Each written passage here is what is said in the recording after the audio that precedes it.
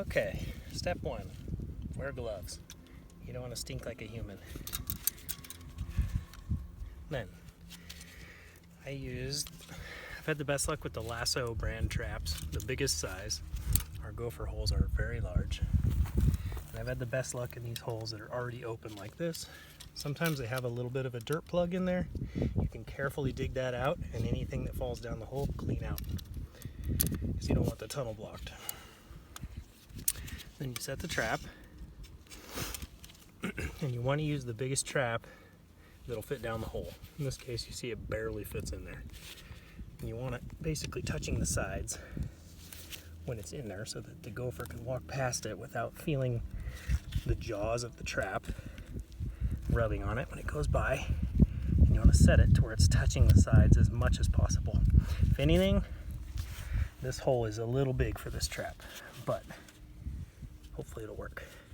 And then you want to set it to where the pin slides real nice and easy, but the body of the trap is supporting the trap so it doesn't move, and the jaws are firmly planted against the side of the hole tunnel. Then you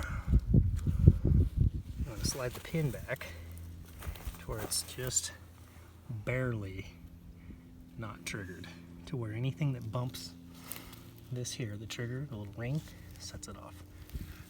And then you put a flag on it so you can find it. And you check it tomorrow. And that seems to work the best in kind of warm weather. Not hot, but warm. When it's real cold, they don't really come out much. I think around like 60 degrees they like to come out and pop their head up. And that's it. Okay, here's another good example of a hole. It's already open, so the Gopher's regularly coming in and out of it.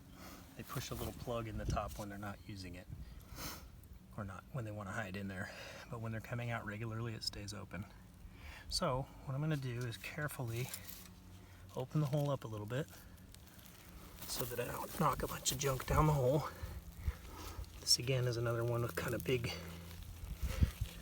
dirt, clod type dirt, and I've had real good luck in that type of hole. When the dirt's real loose, I haven't had as good luck. And then you want to pull out anything loose that's down the hole so that the hole's nice and open. This is a big hole, so you want to use the biggest trap that'll fit down the hole. Again, in this case, something stole my other big trap when it had a Gopher in it, but we'll arm the trap, set it in the hole. This one just kind of fits down the hole easily, so it's a little too small for this hole. I'm going to pull this back a little bit to where I can kind of set the trap against the dirt, against the ground, and support itself.